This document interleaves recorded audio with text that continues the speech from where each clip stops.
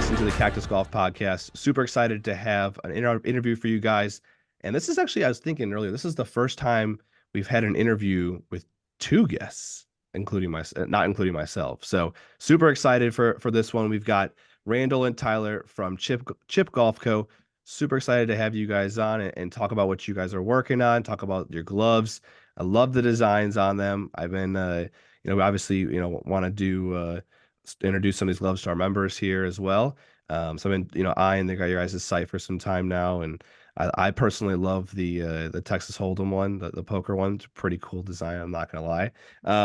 But welcome to the show, guys. I appreciate you guys for coming on. Thanks, Matt. We're excited to be here and appreciate you having us. Yeah, thanks for having us. Of course, absolutely. So let's start from the beginning. Let's start from day one for you guys. How did you guys meet? So it's a great question.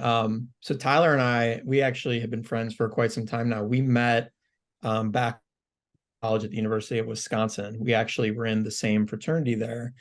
And pretty early on, like both Tyler and I had entrepreneurial aspirations, and it was something that we connected on pretty early. And there were times during college where we would literally go into one of our rooms and just brainstorm ideas for, a couple hours. Everyone else is off doing whatever. It's a Tuesday night in Wisconsin, Madison, below zero outside. And we're just like, let's just figure out, how are we going to make our $1 million? And we would have some crazy ideas, right? Most of which were horrible. I won't even begin to mention them here. But we actually spent a couple years there trying to build a business. It was called Birthday Box, believe it or not. Okay. And the whole concept around this was that people go away to college. Their parents want to send them baked goods or something for their birthday, but there really is no way, at least at the time, granted, we graduated college in 2017. So there's been quite a few companies that have come out with something similar to this since then. But there was no way for, a parent to send baked goods to their kid outside of, a full cake or a bunch of dessert that was both really expensive and most of it would go to waste. So this whole concept began around, how do we send a single slice of cake in the mail? That was it. I majored in engineering. Like I was fascinated by trying to figure out how to get this to work. And so I remember like junior year, we went out and bought cake, sliced it up, shipped it in the mail, and just were waiting for it to come back to see if we could get this thing to work. And long story short, very difficult to ship a slice of cake in the mail. We ended up partnering with some local bakeries instead and would have parents order, cakes through websites. We would deliver them around town.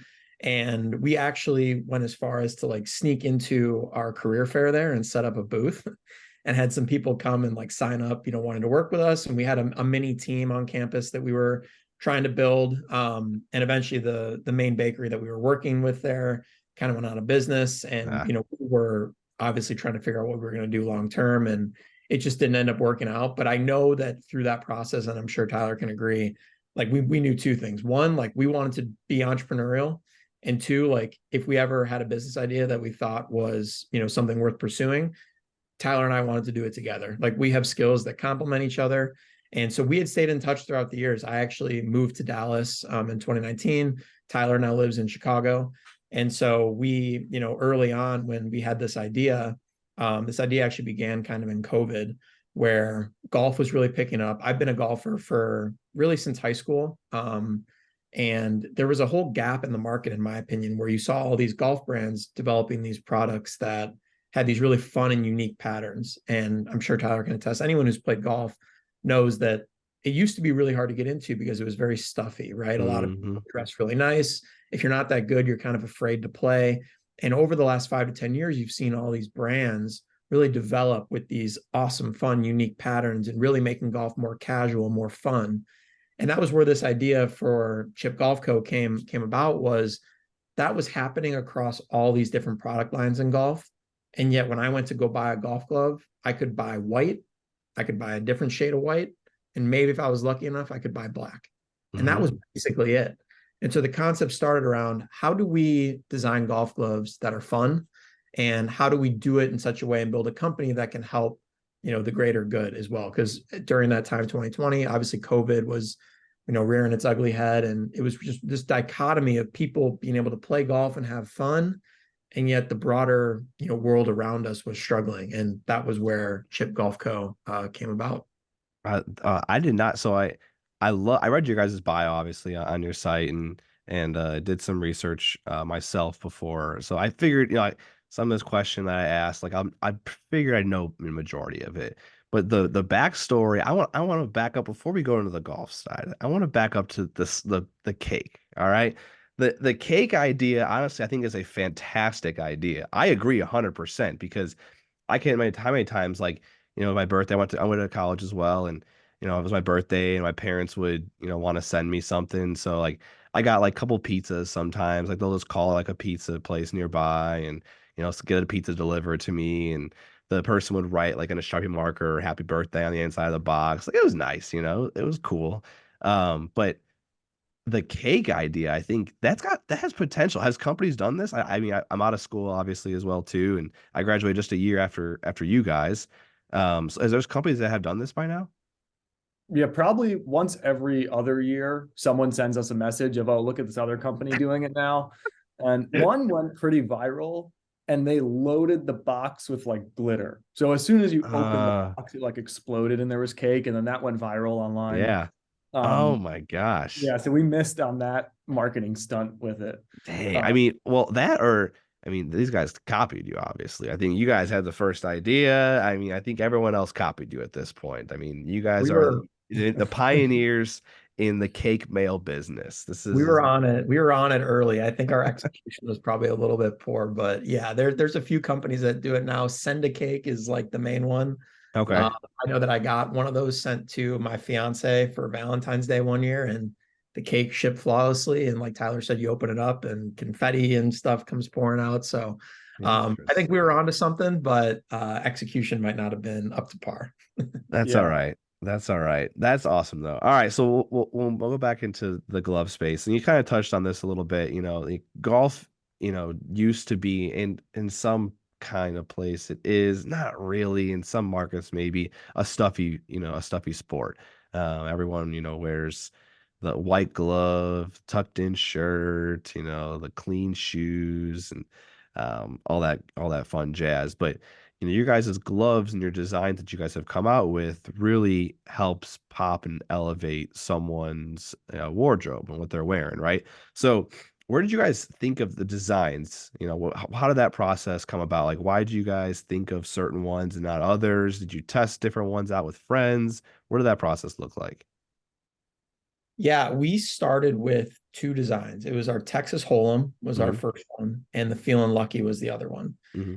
And I think, and I'm trying to remember why I chose or why we chose those two designs, but it was basically something that we felt was easy enough to design, right? You can get your different suits of cards.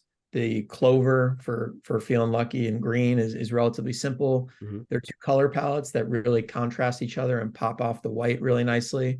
And I think we also wanted to keep in mind, like, what is the culture when people and friends are going out and playing golfing? They like to gamble, Hmm. aka the poker, and Feeling Lucky. Everyone, when they're stepping up to a par three, dreams of one day having a hole in one, I So agree.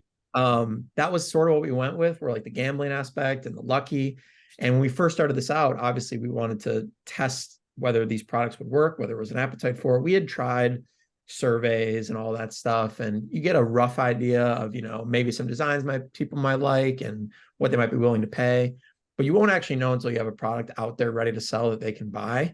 Hmm. And so that was what we decided to move forward with. And we had done a good amount of research finding a manufacturer. We did, we say that the business started in 2022. That was the first year we were actually available for sale. Hmm. It started, as I mentioned, back in 2020 when samples and all that stuff. So it took us a while to find a glove that we felt really good with the quality, because the only competitors that we had seen on the market at the time, a lot of the gloves were made out of either a synthetic material or a mesh or Hmm. something that put it on. It looked cool, but it just, if you've ever played golf, it just didn't feel right. And Hmm. so we wanted the really premium feel that a Cabretta leather kind of offers you, like a Titleist glove would.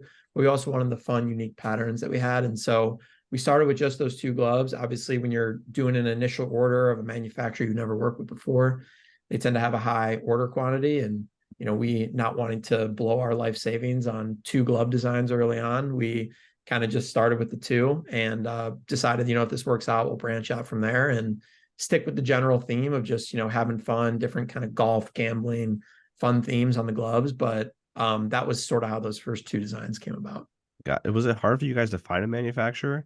You talked about earlier, brands, gloves mostly were just plain white, off shade of white, maybe a black, maybe a navy if you're lucky. Was it hard to find a manufacturer, or did you have to go through multiple ones, looking at samples before you found the right one? I was think gonna what say, like, the yeah, sample process is the hardest part. Like, Hmm. you can find a handful of options online, but then actually talking to someone, doing the sample process and getting it, to me, that was the biggest hurdle of it, because there's so much time Hmm. between every step of that process. And you're so eager to actually get to the final product because we want to get it out there. But Yeah. then it's 5 more weeks and you've never made an order with them. So they're a little slower than after you start making orders with them. Yeah. Absolutely. Do you guys still work with the same manufacturer since day one, or did you ever switch, or you ever look for different ones? we do still work with the same one. I think as we grow, obviously that's something that you have to pay attention to. Having just one manufacturer presents a challenge for a variety of reasons. Hmm. It's been a great partner to us. I mean, they've been very communicative, easy to work with. We haven't had any issues with shipments or anything. I mean, that was the first time that either of us have really sent, a large chunk of money Yeah. overseas to people that you've never met before. And Yeah. there's just a certain amount of risk. You're like, am I ever going to see that money again? Is the product going to arrive how I think it's going to arrive? But they've been great, and they've been a really good partner to us. So even if we did expand, we would still obviously want to continue to work with them. And back to your earlier question about finding the manufacturer, I think one piece of advice that I would have for anyone that's creating a product is go look at products that you're trying to model yours after and just see where they're made. Like for Hmm. us, the high quality gloves were all made in Indonesia. If Hmm. you go online, look in Alibaba, whatever, you're going to find a lot of Chinese manufacturers, Pakistan manufacturers, and it was a real struggle to find one in a country that we knew leather products were a strength of theirs. Hmm. So that was another difficult thing. But that's again like when you find a good one, you stick with them. For sure, no doubt. Because, a little backstory before, we started Cactus Golf Club. We also had another golf brand, uh, PHOR, and we had made this golfer's wallet. And we still have, like I can look around. I've got probably the minimum order was a little bit way too high. We were ready. We thought this was the product. You know, I think it could still possibly be the product. We just don't push it much, to be honest with you. But finding manufacturers, like there was a lot of parts that went into it, but the leather piece was like our final part. And it was during COVID, and it took forever to get the product in. And the brand worked with a lot of large brands, Michael Kors, Lucky Brand, Tory Burch, just a lot of big brands. So like, this is the one that we need to partner with for sure. They make quality products. Their leather producing's got to be great. I mean, we're talking with the guy, and then, like I said, COVID happened, and they're like, "Hey, your minimum order of 1,000 units is nothing compared to these guys who are buying hundreds, if not millions, of units of with us. So you're on the back burner here. We're gonna focus on these guys." So, it's good to find a manufacturer that you build a relationship with. So when moments happen like that, like you never know. And COVID comes, there's shipping issues that are starting to pop up again now. It's good to have those relationships with these manufacturers and build that loyalty, because you never know when you're going to be really relying on them again, where they might be like, you know what? I like these Chipp golf guys. We're going to go ahead and bump up these gloves and we'll take care of them. Someone else can wait for this one. It's important. Exactly right. It's exactly right. One of the things that we want to do eventually too is neither of us have ever been to Indonesia. We would Mhm. love to go and actually see the manufacturing facility and Yeah, meet people. We've had a couple video calls with them, but I think that'd be something. In all the podcasts that I've listened to of different businesses that start, they always mention that, trip over to see how it really looks is a big step. And like you said, building that relationship and trust. for sure. That'd probably be such an awesome experience, because, like you said, for starting off, you're sending off, wire transfer, or if you're going to, I don't know, however you guys send money off. I'm trying to think of what's the in like grocery stores and like those little you send money to different people and companies and foreign entities, such the G. Western Union places. Midwest. There you go. There you go. There you go.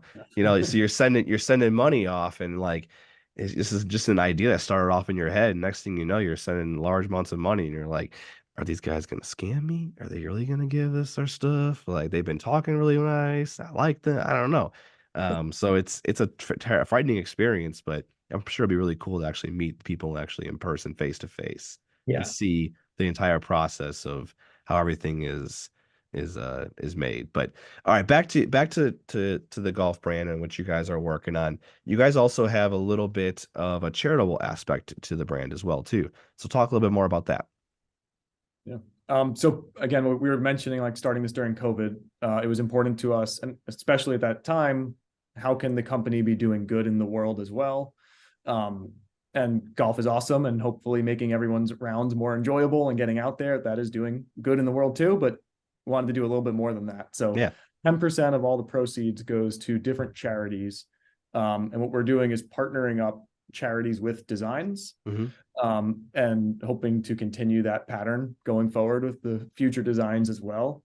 Along with that, once we put that mission into the company, a lot of charitable events started to find us as well to donate product to those events. So we've been Hmm. trying to do that a lot to just get more involved, meet more people, and help as many charities as we can. Even if we can't donate money to all of them, we can donate product to events. For sure, absolutely. And golf is such a easy thing and a popular thing to do for charity events.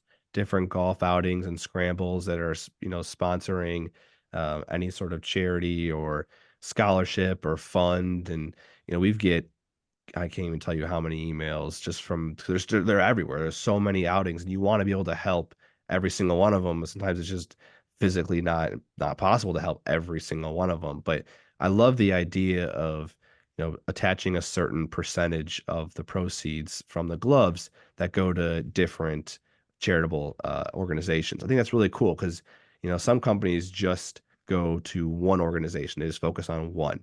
I like how you guys have the corresponding, like you said, the corresponding from the design. I think like one of them you guys have is like the I forget what the actual glove name is, but it's like the fire emoji, but it goes to like firefighters funds and whatnot. Like I like that. Like that's a cool comparison. It's a cool way to someone buys a new glove, they get a new glove, they feel good about themselves, and they just helped out an organization as well at the same time. Like that's such a double win for the consumer. And the golf glove is such a unique product because it's the one product that you buy and you need to buy it in a high enough quality because it is something that you use throughout your round. Hmm. You know that you're eventually going to throw it away. Whereas if you buy a Yeah. nice shirt, like most people wear those shirts for decades if they really like it. But Hmm. your golf glove, you know that you're going to use it and throw it away. And so a lot of people will err on the side of maybe buying some cheaper gloves, knowing like, hey, I'm going to toss this away anyway. Why am I going to invest money into it?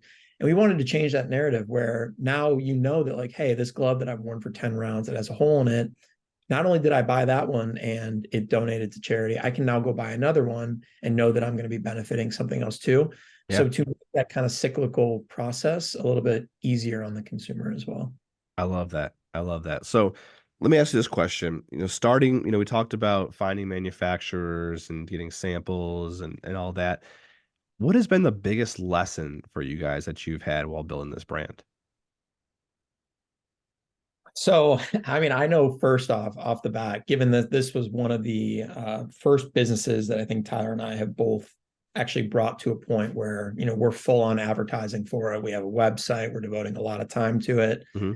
I think we thought that if you create a product that solves a problem, it's high quality, and from everyone that we've talked to, consumers will like it, that the consumers will just flock and find it themselves.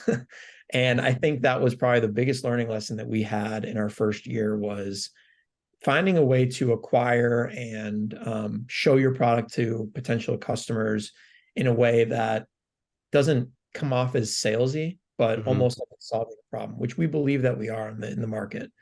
And if you can do that and you do that enough times, you can create very similar to what you've done with Cactus Golf too, where you kind of create this community Hmm. of people that they vibe with your product, they vibe with your company.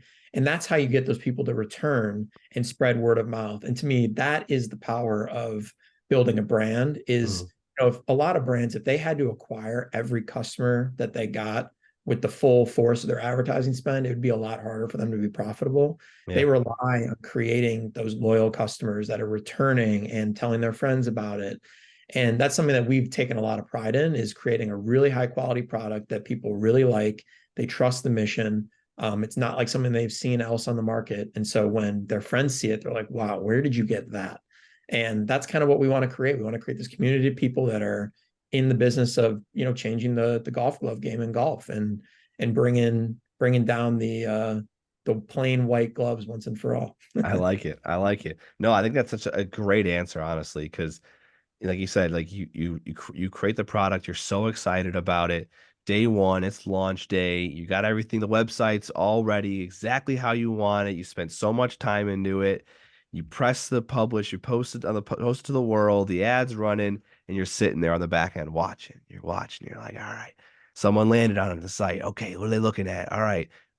Oh, they left. All right. Okay. We'll wait a little bit more and maybe another person comes along. Like there's such a misconception that like, people just think from day one you're just instantly a millionaire. It just is what it is. And that's because I think maybe part of it, maybe, is that social media, people are posting like, screenshots. Let's say they have a Shopify store. They're posting screenshots of, oh, we did $10,000 in one day. Like, but that's maybe that's in one day, but that is day 1,233 for them, right?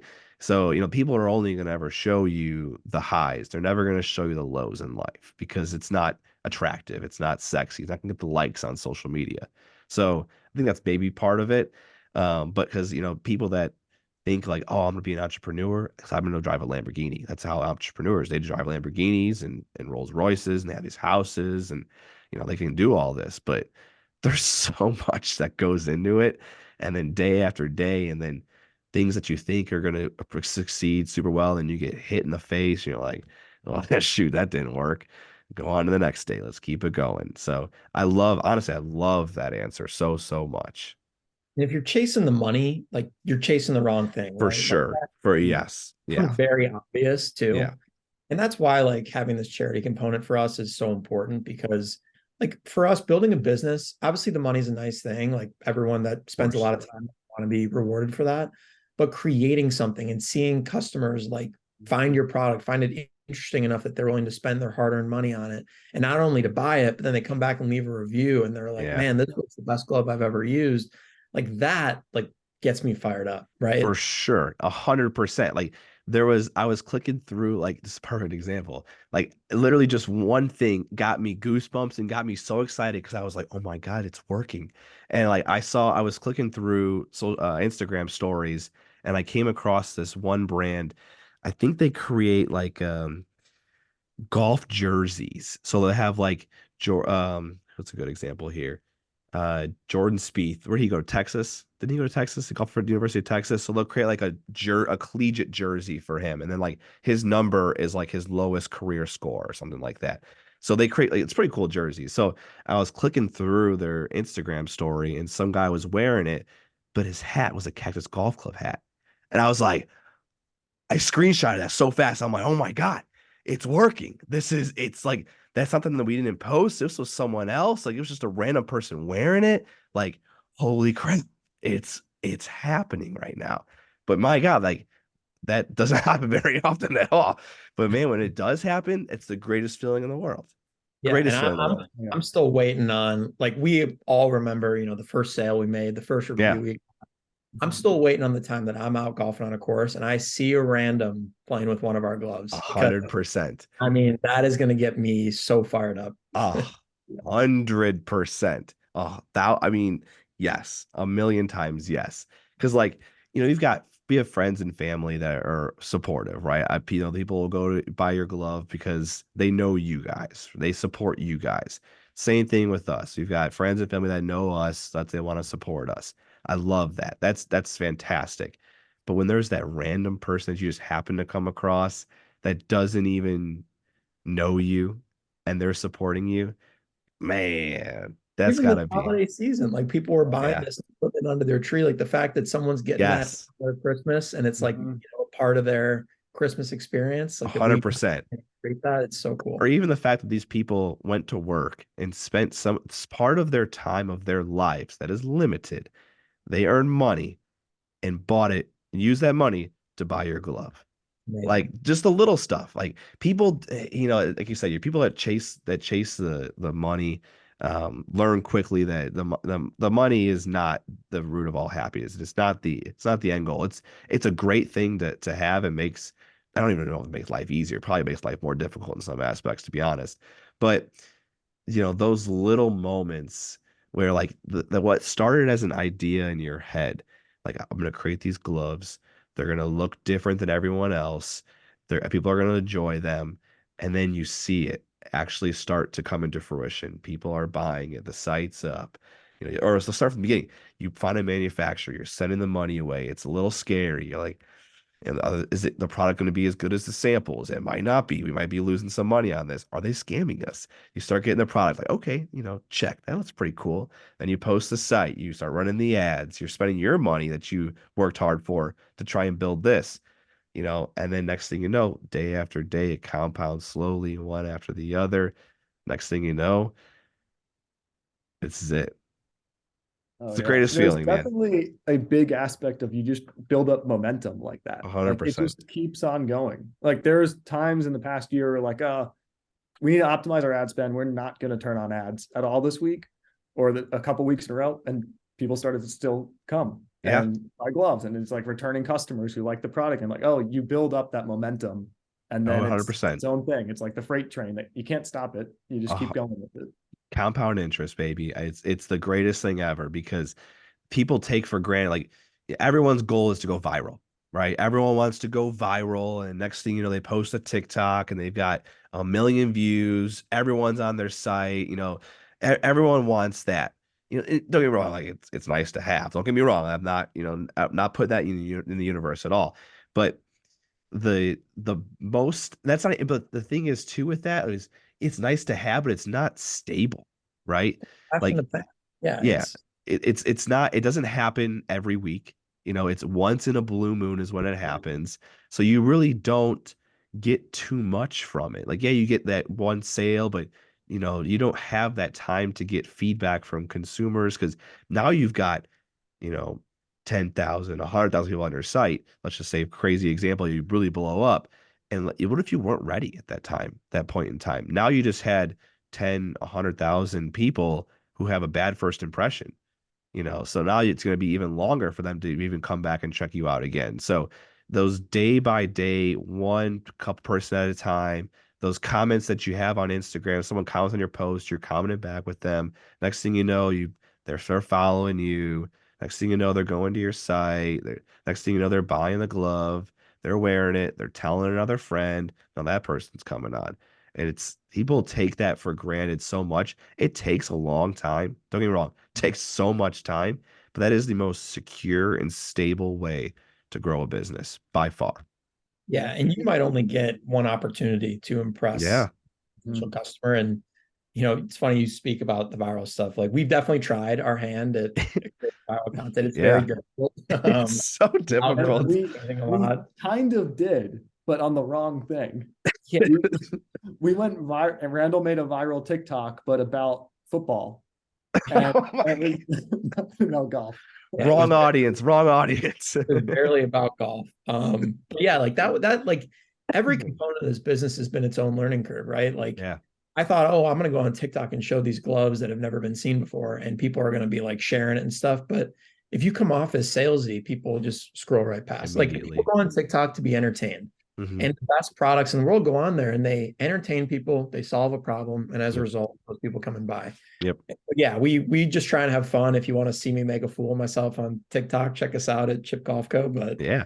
it's not either of Tyler or I's forte. I'll say that. But Say that. honestly, it's the best to be organic because if you're Oh, totally. salesy or if you come off as fake, people can read that immediately. Like if The I'm scroll, more time I've spent on a video, the worse they've done. And I know oh, you and I talked about this, Matt. Like the best video thousand you percent. had was like the one that you just ripped a video and threw it up there. 1,000%. It's so true. Like I will spend like something seriously. It's so crazy. You spend so much time and effort on editing the video and getting the captions right. Or should I try this color instead of that color as the text?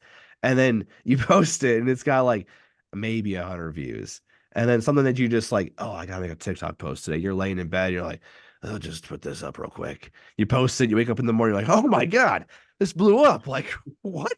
How did this even blow up right now? It makes no sense. It literally makes no sense. So, Video that we had go viral was like, took me all of 5 minutes to make. And we had one video that I, cut it together. It took me a while. Had Tiger Woods in it. We were promoting our Tiger glove. yep. And I texted Tyler before I posted. I said, if this doesn't go viral, I literally don't know what will. Like, it's Tiger Woods. He's coming back. We're promoting the Tiger glove. Like, how does this not work? Mhm.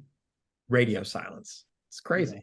Dude, it's so, we went to an event out here a few weekends ago. There was a small golf ball brand, and another golf podcast that we're good friends with, and they came out here and had a night golf event, and they brought super cool event, but they brought and invited like a bunch of like golf. I hate this word, but influencers or popular people in the space, and we're just talking with a bunch of people, and that was like a long, at least like 20 minutes of like the 30 minutes that we were like sitting there waiting to tee off, like to like we were all just talking and having a good time. We were talking about just social media and just like how you can just it's so hard to predict. Like one guy was like, he's like, all right, I think I figured out Instagram. He goes, I don't like it, but I think it works. He's like, if you buy the verified badge, he goes, I think Instagram's treats you better. He goes, I bought it the badge. Next thing you know, my views are starting to go. Like, everyone's just trying to figure it out, but literally no one knows, man. No one has any idea or any control as to when you're going to go viral. But like, that's everyone's goal is like, how do I get more eyeballs? Because at the end of the day, that's how you grow as a brand too, is eyeballs. You want to get many eyeballs on you as possible. But again, like we talked about, it's a slow and steady pace. But it's such a weird social media is it's a great thing to have, but it's so weird. Like back in the day, newspaper and radio and some billboards, man, that just sounds so much easier right now. But there probably was so much intricacies to that we probably don't even know about. Like, are there more people coming down I-10 the east or I-10 west? Is this the good checkpoint? Like, I'm sure it's probably the same thing, honestly, but it's such a, I don't Well, know. you hit the nail where it's like the algorithms are changing all the time. And Yeah. that's something that Tyler and I have talked about. It's like, how do we build a business that if social media disappeared tomorrow, like we'd still be around? And that's one of the things I love about what you're doing too, is like you're building this community of followers, like they Yeah. know what you're about. I'm sure you're getting a lot of word of mouth Yeah. advertising as well. And that's how you create a sustainable business and driving repeat customers. Because if Mhm. you have to keep going back to the well to get new customers, it's a challenge. It's expensive too. It's It's a very, challenge. very expensive to acquire new customers. And that was like that was another question I have. And you kind of answered a little bit before was like, what's the one thing that surprised you while building this brand? And acquiring a customer for me was the biggest surprise. It was like how expensive it is. It's so expensive for social media. Like you can like some ads to acquire a customer, you think like, all right, I got a golf glove. Let's say you price it at 24.99. You're like, this is the glove to be. This is it. This gives us some pretty healthy margins. You got to factor in, okay, maybe we'll offer free shipping, so we'll just take that cost out of it. And this is how much it costs to make the glove. So that leaves us $14, let's just say, for example. And then you post the ad and you're like, one conversion costs you $15. You're like, I'm minus $1 on this one sale. Like, what the heck? This is crazy. This is nuts. Like, that was such an eye opener, and I'm I sure you think, guys could probably yeah, say the same thing. yeah, and Oh, we want to totally. be competitive on price, too. Yeah. And sometimes you just have to swallow your pride and know that when you're starting out, you just can't compete with these people who are able to order in the quantities and have the Yes. the share of voice that they have compared to us. And so you have to separate yourself on different things. And that's kind of why we've leaned into more of the quality and designs. And our price point is still very competitive with the premium products. I think it's Yeah. convenient that, it is a premium product. It's going to last you a long time. It's going to For feel sure. great quality, but we're not going to be able to beat the Kirkland 3 for $15 that they got going on at Costco. No, yeah, no doubt. And like there's a supplement brand that I really enjoy, but it's so expensive. Like I can buy like just say creatine, for example, at Walmart for like $15. I pay like $40 because I love the brand. I love the brand. I love everything it stands for. I love everything that they do. So I'm going to spend the money because I want to support them. Like and that's such a hard thing. Like, when you're starting off as a brand and you have no one, like you're starting from day one, people are immediately going to criticize you. Like, why are you charging $30 for your glove when I can go buy three for 15 at Costco? Like, they're immediately going to judge you on that. But it's like, all right, that's not my customer. Or at least not right now. Maybe he's not my customer. Gonna move on. Like, someone's gonna realize, like, okay, like, I'm paying for quality here. Like, this is great quality. And not only that, like, these guys are personal. Like, I enjoy them. I enjoy the content they put out. I enjoy interacting with them. So I want to support them. That's how small brands are made. I mean, that's how it is. That's how that works. And it's so hard as a small business owner starting from day one to get that concept in your head because you want to be competitive. You want to be Amazon. I'm going to ship two the same day right away, get it out the door as fast as possible because it's competitive out there. Like, everyone's going to compare you to someone else. And there's just some things you just know you're going to have to take the loss on. You just be like, that's not what I'm focusing on. Like, that's out the door. That's someone else. They're good at that. I'm going to be good at this. This is what I'm going to be good at. And for small businesses, it's customer service. That's a big win for small businesses because you go to large ones and most large companies, they don't really care. You're just a cog in the machine. You're just a number for them. They don't care. But those small businesses that write a little handwritten note on their order when you open it, that's cool. Like those relationships like that you build, that's how you separate yourself as a small business. That's free. That just takes some time out of your day to write a little letter. That's nothing. Those big brands, they got to pay someone to do that. Like that, they got to pay for that. The customer experience is a way to be able to elevate yourselves. Definitely. And what you're saying of like the focus part of it, knowing what you want to focus on, what you're going to make important about your company and your brand. It's like for us, it's very tempting to go say, oh, maybe we'll make other types of apparel or we'll start doing who knows what. But like Hmm. we know we need to focus because we want to be the best at golf gloves. And we're For going to sure. focus on continuing to make that quality really good and good customer service. Yep. But we just need to focus on that and continue to grow our brand around that good For sure. quality. And it's hard to focus on it too because like you want to be able to, like, you have this, like, your brain tricks you. It's like, all right, we're gonna start with gloves and then we're gonna go to apparel and then we're gonna go these hats and then these belts and the next thing you know, we're gonna be signing PGA Tour players and they're gonna be wearing our stuff. And like your brain starts tricking you because like you get so excited, you like visualize all of this, but you're like, no, no, no, slow down, slow down. Like that's the master plan, right? Like, can focus on where you're at right now. Like, focus on the day to day. This take some time. It's gonna get there. Because like I'm guilty of that so much. And you have to like ground yourself after a while because it's like you can just get out of hand. Like, all right, so next year we're gonna start doing our own stuff and making our own products. And so now you start looking into manufacturers. It's like, yo, hang on.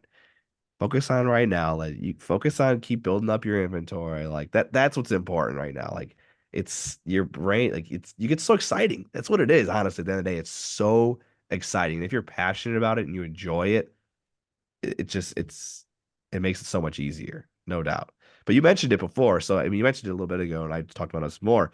Do you guys is your vision eventually to branch away from, like, not branch away, but to start branching into different golf products, apparel, or other accessories? Is that the long-term goal?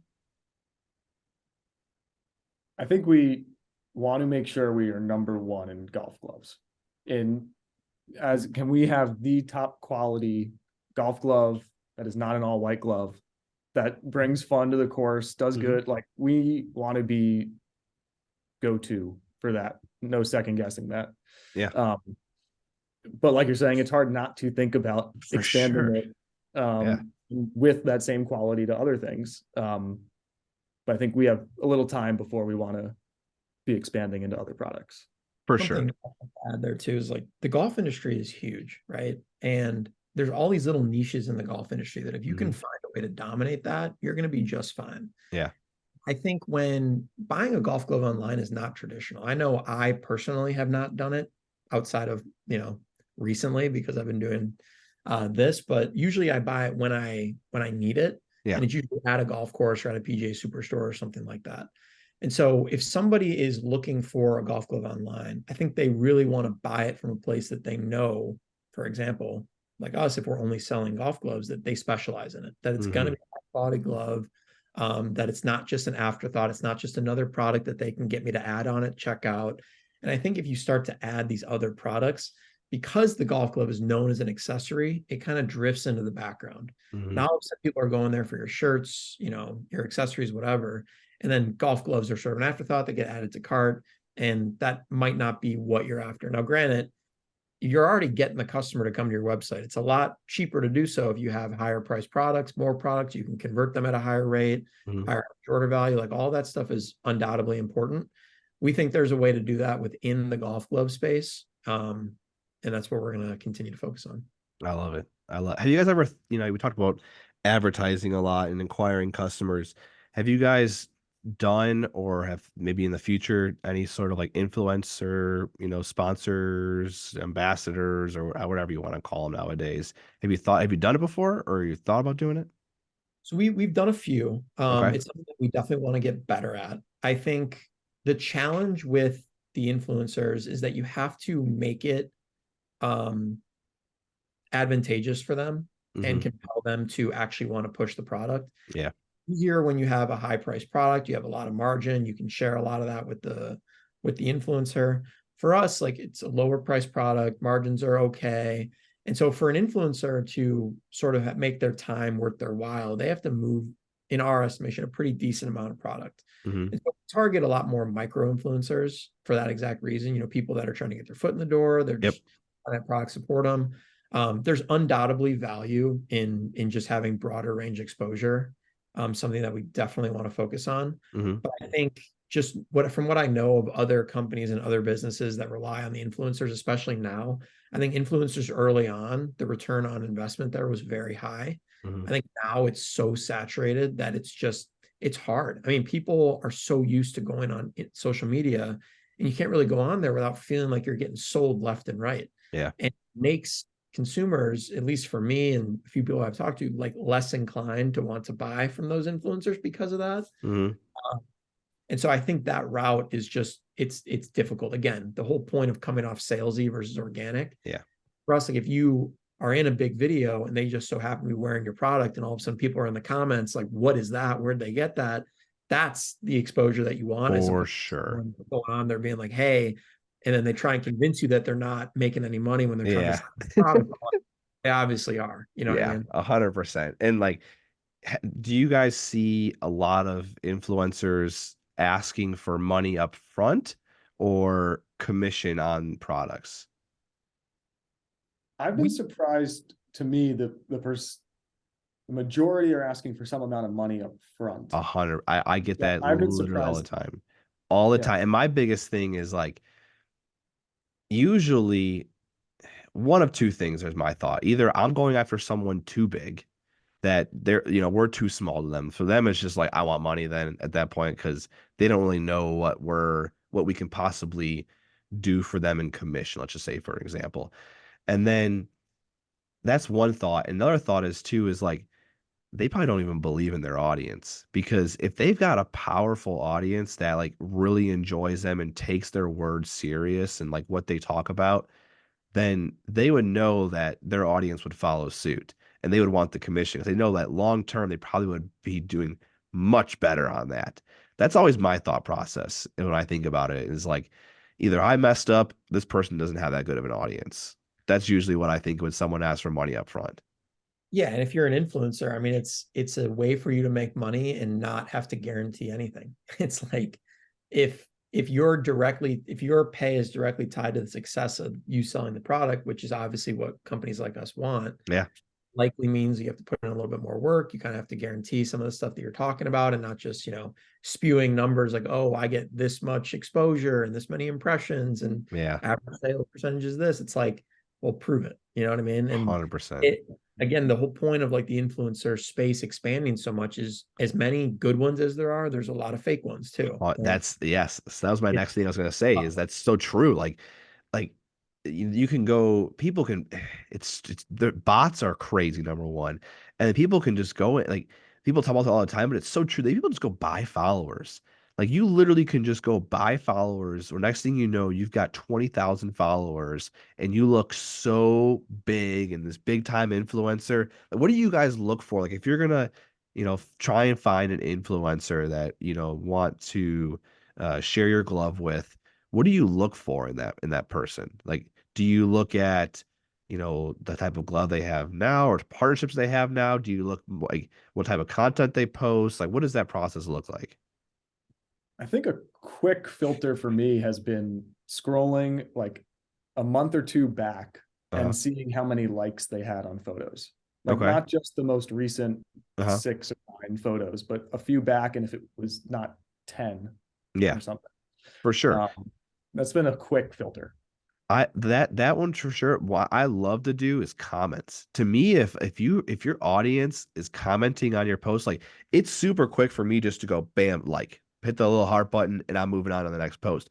But for me to sit there, press the comment button and actually type a comment and press post, that takes a little bit more time. So if your audience is commenting on your content and you're commenting back with them and having good conversation, I love influencers that have a community that's going to be commenting back on their posts. Because likes are another thing that can be a little scary too, because people can, next thing you know, they're buying likes and followers, and it You gets a can't buy little. comments. No, you can. Yeah. They can, but you can tell if someone buys Yeah, no, comments. you can You tell. can You're tell where it's like promote on so and so, and like there's so much, or those bots are pretty easy to tell. But for that's something that I always look at is the comments. But I like what you said too is like don't look at the most recent or the pin post because they're only going to show you what they want to show you. Like scroll down a little bit, like and see too, like are they just heavily pushing like all these random brands because it's not going to come across as organic. If they're posting a different golf glove, company once a week, it's like, okay, dude, like stick with Oh one at yeah. least. That's not really endorsing which brand Yeah, you like the quality of or you're really into. for sure. Your image, it just gets kind of reputation, I should say. Just, I don't know, there's something I could think of top of my head right now that I love the guy. He's such a great dude.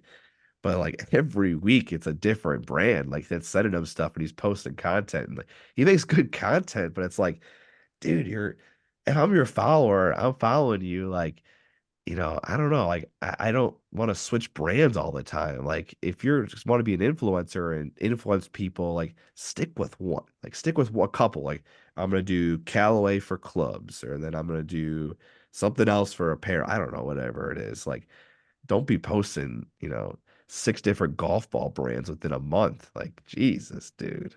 I don't know. We Yeah. obviously look for engagement, as Tyler mentioned. That's a huge component. But I think too, like outside of just promoting our actual products that we have, we actually often look for people and that have brands that might even be outside of the golf space immediately that would be potential good collaboration partners to Mm, design a glove with them in mind. I know Tyler's had a few really creative ideas that I don't know if he feels like teasing those right now, but people that you wouldn't necessarily correlate with golf, but like you said, they have a very loyal following. yeah. They do really well. They sort of have a brand that may or may not be involved with golf. And hey, if they play golf or at least have demonstrated a willingness to play golf, that's as much our clientele as anybody. 100%. I love the collabs is huge. And like especially collabs, like you said, not in the same space.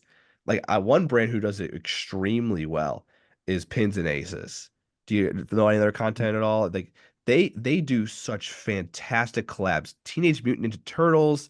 They just had one with Zippo lighters. They had one with Baby Ruth candy bars. Like they've got like nowhere in the golf space at all are any of these brands that they're partnering with, but they've got icy Slurpees, like such random ones, but people love their stuff and I don't know, they do a good job with it. Are you gonna tease it? Are you Yeah. gonna tease some ideas that So, you have? yeah, in case he's listening to the podcast, I'm trying to get in touch with Joey Chestnut, the hot Oh dog yes, champion, because we have a hot dog themed glove coming out. I So, love it. I hope he's listening and he can Or respond. if someone listening knows Joey Chestnut, it would help everyone on the podcast if you could just find a way to get his ears to listen to this. We gotta figure it out. We gotta clip this part of the podcast right here and we post it, we're gonna tag them. I'll have everyone in the group go to the post and everyone's gonna be tagging Joey Chestnut. We're just gonna blow it up, man. We're just gonna blow it up until eventually someone just comments back. I did that recently with Range Goats, the golf club from Live. They did a bunch of trades that made no sense to me. Like they got rid of what's his name? Oh my God, he just won 3 times last year on Live. Matt Wolf, didn't they? They got Matt Wolf. That was like one of the trades that made no sense. It was like Harold Varner for Matt Wolf, and I was like, that one makes no sense. But they got rid of Taylor Gooch for someone else, and I forgot who it was. And I like added them, and I was like, this makes no sense. And I clipped the podcast from it, and then I posted it in the group, and I was like, hey, can you guys just go over? Like, I copied the link. I'm like, just tag Range Goats into the comments, and they ended up DMing me Oh, about it too. So I was like, this like they're like more details will be revealed later. Like just it was worth it. Don't worry. And I was like, I don't know, man. So I threw it at him too. I was like, what are the odds we can get Bubba on the podcast? yeah. Like, There and you they're go. like, then they responded back and they're like, what live event are you going to? And I was like, okay, all right. So Nice. maybe we'll get Bubba on the podcast pretty soon. But Yeah. that works. Like, people just spamming, the at on Joey Chestnut. I think we can get him. I think we can get him for you All right. guys. Yeah. He Let's give it seems a try. gettable, like really niche. Really, people only talk about him like one day out of the A year. 100%, like Yeah. 100%. You don't see any of his highlight reels until, isn't it Fourth of July is always Yeah. the contest? Yeah. Yeah. But So he's like one of that's the greatest athletes ever. Like the most undefeated athlete One ever. of the most So decorated athletes of all 100%. time. A yeah. 100%. I love it. I love it. Well, guys, we'll end it there. I got nothing else for the other questions that I had. Really appreciate both of you guys for being on. Really, really do. I love talking to the smaller brands that are just getting started and getting their foot in the door and learning. We bounce ideas off each other and have good, like, passionate conversations. Like I really, really enjoy it. So again, just really appreciate you guys for taking time out of your day and having this conversation. Where can everyone go and follow you guys or learn more about your guys' golf gloves? Yeah, so you can check us out on our website at chipgolfco.com. We're also on all forms of social media, just at Chip Golf Co. So feel free to drop us a follow, check out our gloves, and follow along because we're going to be releasing some new awesome gloves this summer. So stay tuned. I love it. I love it. Well, again, appreciate you guys. And for you guys listening, please go check them out. Yeah, really excited. I'm going to get my hands on some of these gloves too here pretty soon. So I'm going to give them a test ride as well. But I really appreciate again you guys for coming on. Appreciate you guys for listening. Make sure you guys like, comment, subscribe, leave a review, share with your friends, and we'll see you next week.